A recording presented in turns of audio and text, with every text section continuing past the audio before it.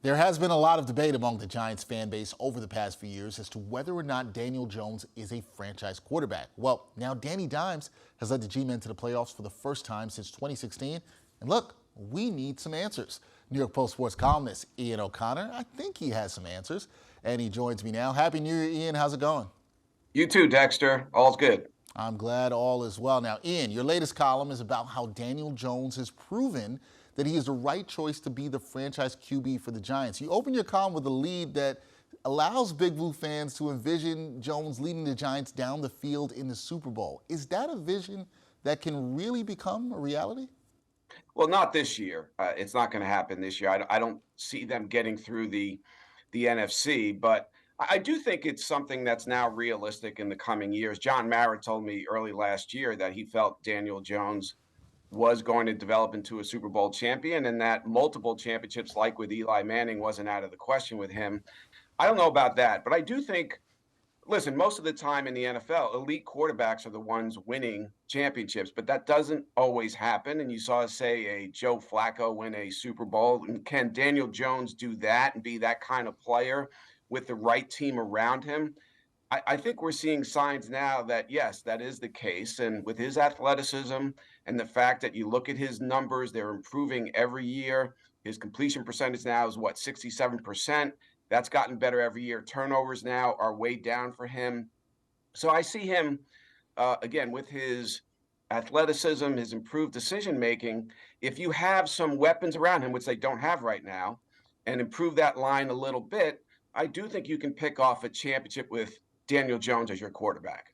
Okay, so we'll get to that development part, the weapons around him in a bit, but I want to talk a little bit about what he could get on the market this offseason. So it looks like he's going to get paid after leading the Giants to the playoffs. How much money should the G-men invest in Daniel Jones right now this offseason?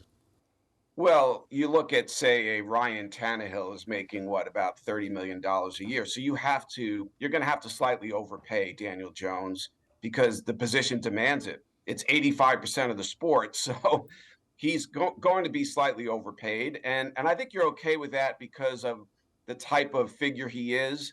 Everyone inside the organization raves about his professionalism, his work ethic. You heard Saquon Barkley yesterday talk about the fact that when he shows up early in the morning at the facility, there's always one car there ahead of him, and that's Daniel Jones's car. So I think if you're going to pay someone a little bit more than he's worth based on past performance and future projection, I think Daniel Jones is a pretty good guy to slightly overpay. And so I see him coming back on a multi-year deal, but I do think in the coming seasons that the Giants will always keep an eye open for a possibility, a rare possibility to pounce on someone who might be better, a truly elite quarterback.